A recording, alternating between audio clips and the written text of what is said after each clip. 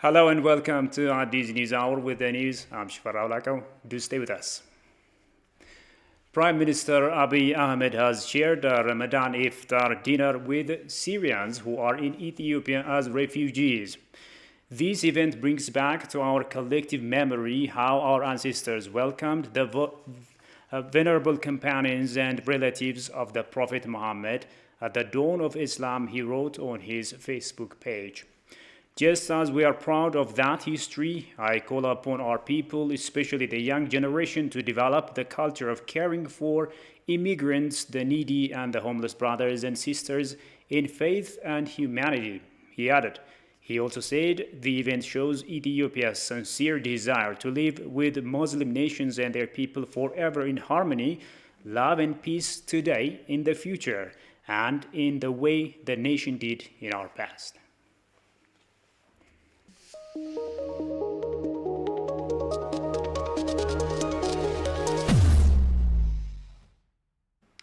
Now, Egypt and Sudan have declined Ethiopia's offer to share information on the second filling of the Grand Ethiopian Renaissance Dam reservoir in the main rainy season. Both countries claim they will face serious vulnerabilities if Ethiopia presses ahead with filling the dam in the absence of a binding agreement.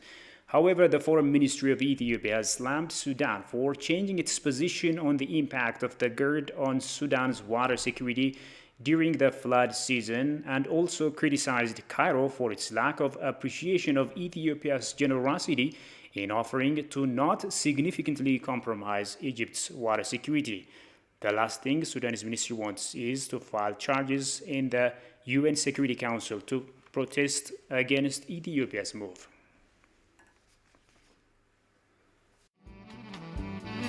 Hi, my name's Brooke Thomas Haftwood. I was born and raised in the UK. I do not like what the Egyptians are doing to Ethiopia. This is my dam.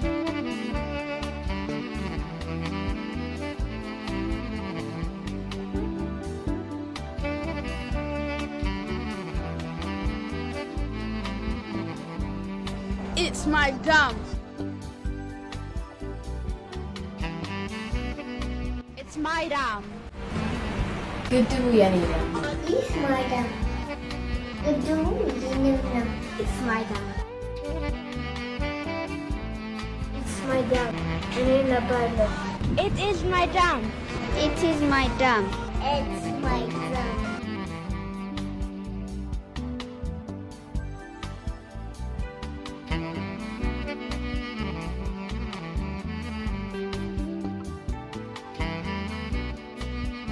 I feel very proud that Ethiopia has gotten where she is now, because back in the days, obviously, Ethiopia didn't have many things. It was very a poor country, and now it's getting richer and richer because many more educated, smarter people are coming, and people are learning more things that Ethiopia is a very amazing country. We just have to figure it out, and we just have to show other countries that we can be better than America, better than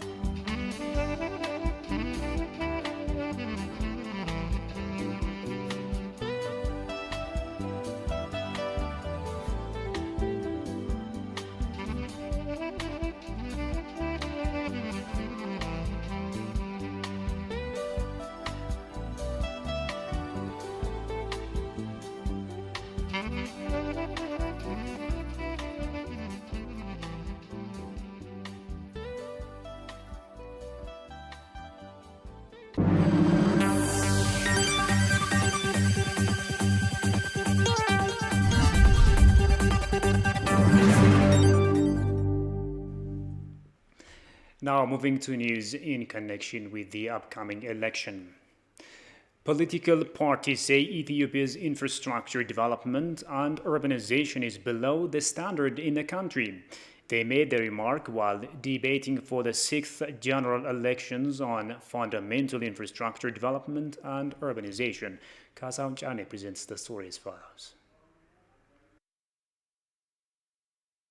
Ethiopian political parties ready for the upcoming national election have held deliberations on primary infrastructure intensification and urbanization. They say infrastructure development and urbanization is below the standard in the country. Also, it is known that urban centers are source of 60% of the country's economy. It is also known that the nation is following agricultural development. They have forgotten the development of urban dwellers. It is already known that the structure of a government in cities was without any representative.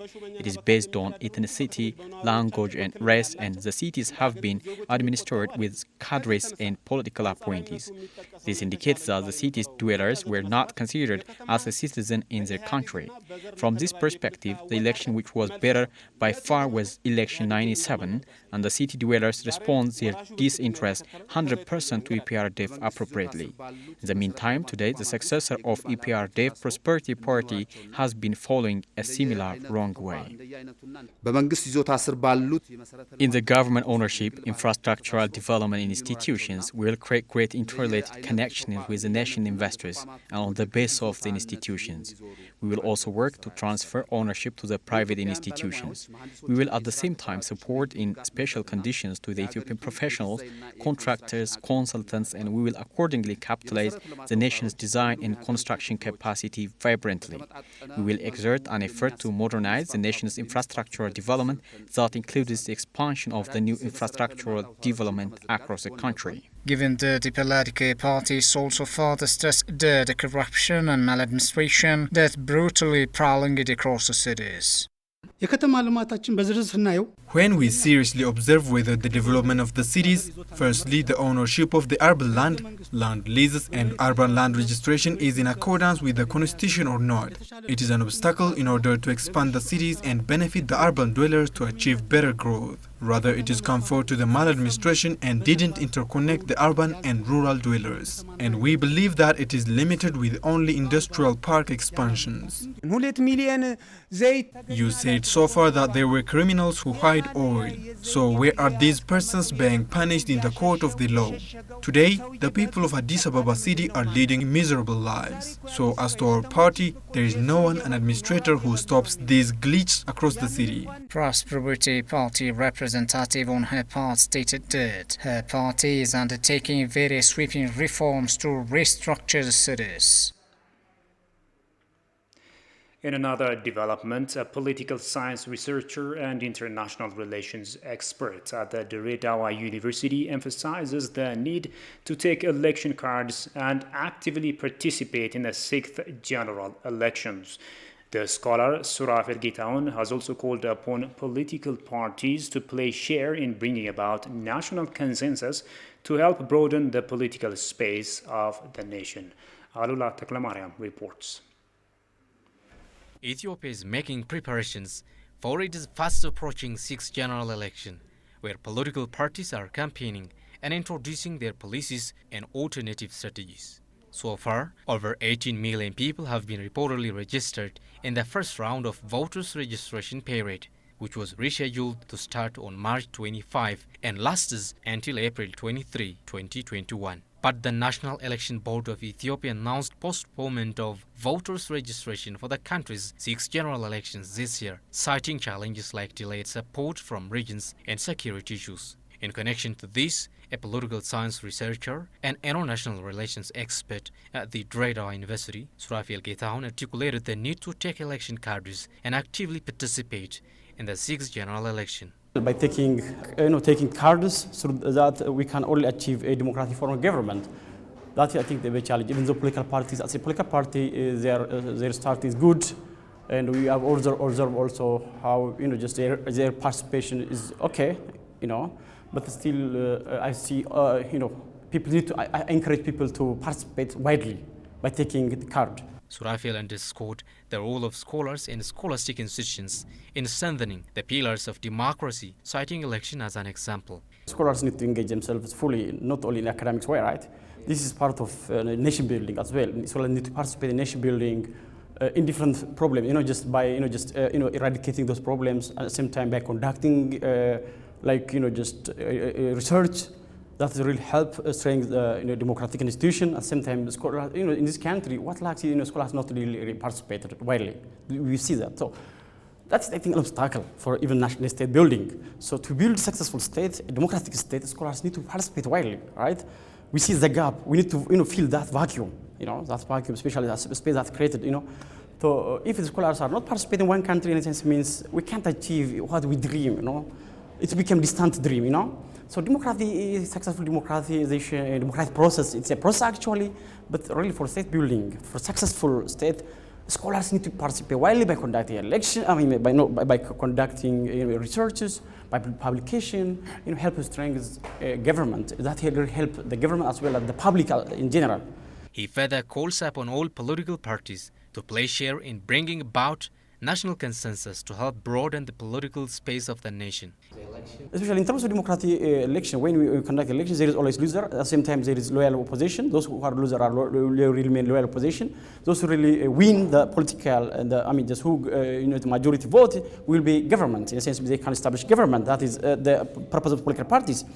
So those are really the losers. Need to accept the election result without going to in different scenarios, right? So this regard, what I advise political parties is, just still we are in process of building democratic institutions. We're still in process of democratization in this regard. We have realized so many challenges. So this is crucial, especially in terms of election is crucial one way. So winning the legitimacy of government. So those opposition in this opposition regard, what I'm advising is, I need to see them really, play their role in terms of bringing consensus, especially because consensus is one of the most important pillars of democracy. So through that regard, we can only achieve our democratic process. Ethiopia has set to conduct the 6th general elections on June 5th, 2021.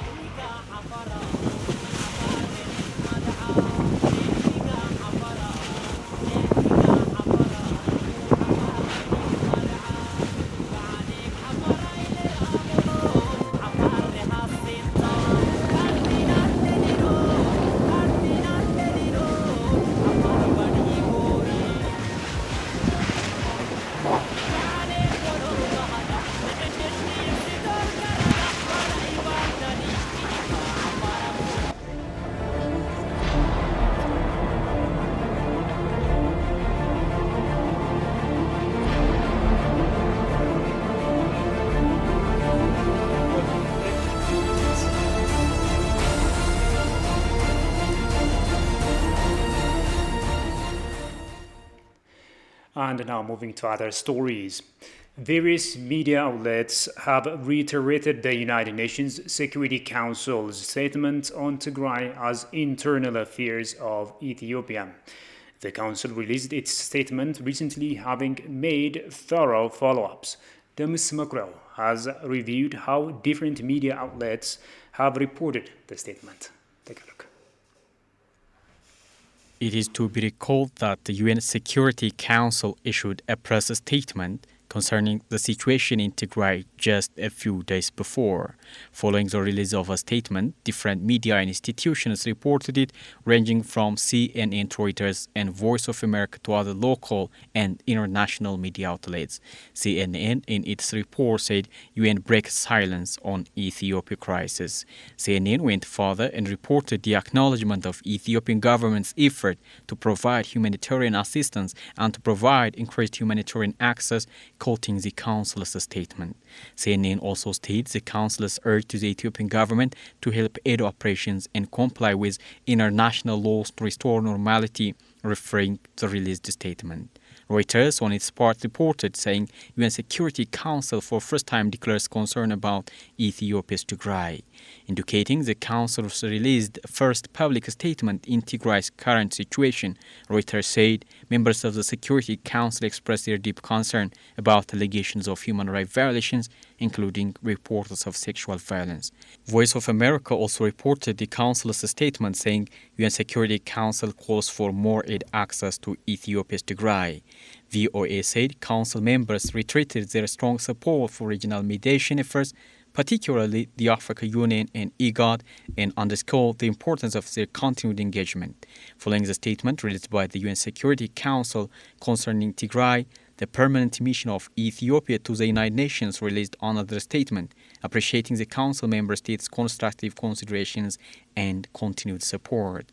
The mission that underscored the operations undertaken to restore law and order in Tigray is an internal affair and regulated by laws of the country, called on international partners to scale up humanitarian assistance just to satisfy humanitarian need in Tigray and beyond.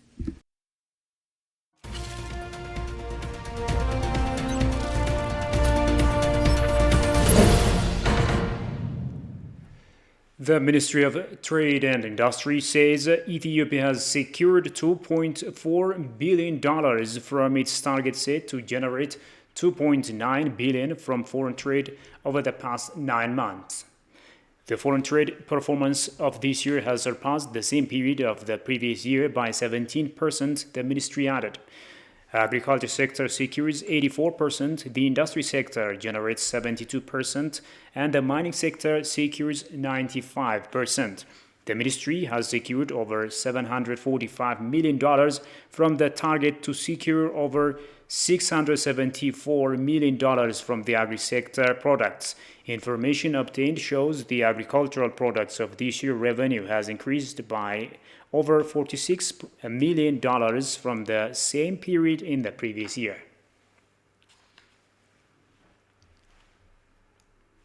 Investment projects valued at 4.4 billion birr capital in the state of Sidama have been in the pipeline over the past 8 months. These projects have created jobs for over 50,000 individuals, it was learned.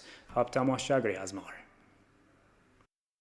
The construction of Hilton Resort Hotel is one of active projects in the state of Sidama under 30,000 hectares of land with an outlay of 2 billion birr. Hilton Resort Hotel project manager Binyam Nguse said the project is creating jobs to residents of the localities. በየአመቱ እዚህ ሳይት ላይ በተለያየ መጠንና በተለያየ ጊዜ This construction site in this area is creating an average of over 1,300 jobs. Upon fully operational, this project can create hundreds of more permanent and temporary jobs. Greenmark Herbis, which is an international company investing on agriculture in the state of Sidama, is producing 11 types of plants and exporting it into Europe market. The Greenmark Herbis Deputy Director General Tekaling Bereda for his part said the company's foreign export performance volume is currently increasing. በየአመቱ የምንሸጠው ኤክስፖርት መጠናችን እያደገ ነው የመጣው። The export volume of our product is increasing every year. Thus, we have exported 220 tons of products in 2019 from the previous 213 tons in 2018. The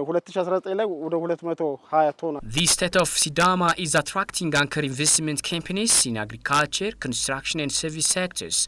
The State's Investment Commissioner Desaleng Mesa for his part said The 4.4 billion birr licensed investment projects have created over 50,000 jobs over the past 8 months in the state of Sidama. ካፒታላቸውን ይዘው ወደ ክልላችን የሚመጡ ባለሀብቶች ቶሎ ብለን አገልግሎት እየሰጠናቸው ለማህበረሰቡ የሥራ ዕድል በተለይ ለወጣቱ ከፍተኛ የሥራ ዕድል We are delivering service for foreign investors who are coming to our region. They are creating jobs for the youth in the region. That they are opening tens of thousands of permanent and temporary jobs over the past 8 months, respectively. Based on the data that we had, we licensed projects that registered over 4.4 billion birr. One foreign company will also start business soon in Hawassa. The Investment Commission is identifying investment lands as well as preparing legal frameworks to boost the investment atmosphere in the state of Sidama.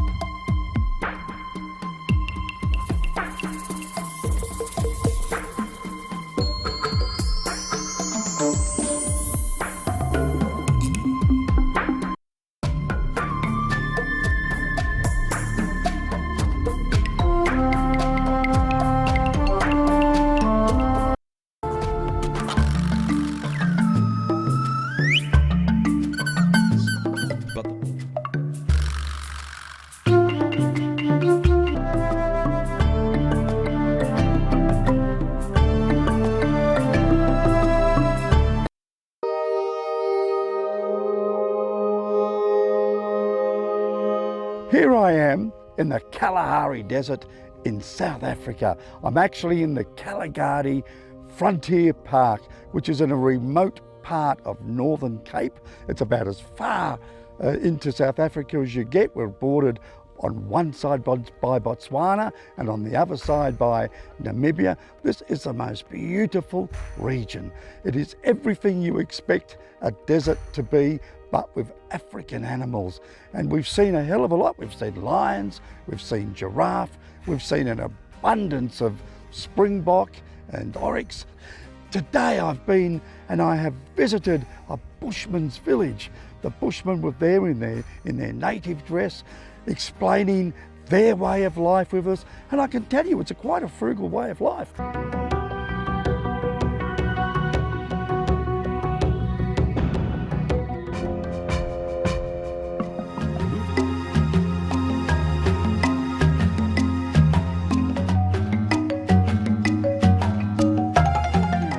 Their lifestyle may be simple, but it seems to be that they're very, very happy people.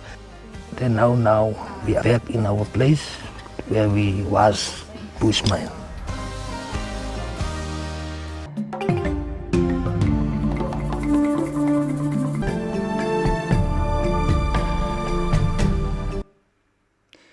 And finally, the African Union has called for an end to military rule in Chad, whose president was killed by rebels. The army immediately announced that Idriss Déby's son would head a military council for 18 months before elections were held. Opposition parties have also condemned what they called a dynastic coup. Trade union has called for a general strike, while rebel group FACT said Chad was not a monarchy.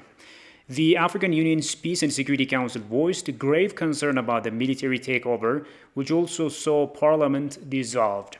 The AU's 15-member security body discussed the situation on Thursday, but waited until after Déby's funeral on Friday to issue its statement. It said power should be restored to civilian authorities. According to the constitution, the Speaker of Parliament should take over in the event of the president's death and organize new elections.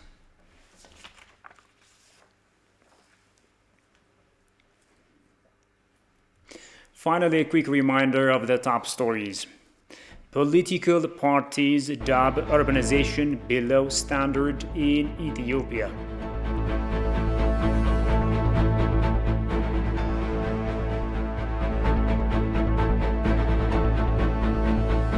And the African Union calls for an end to military rule in Chad.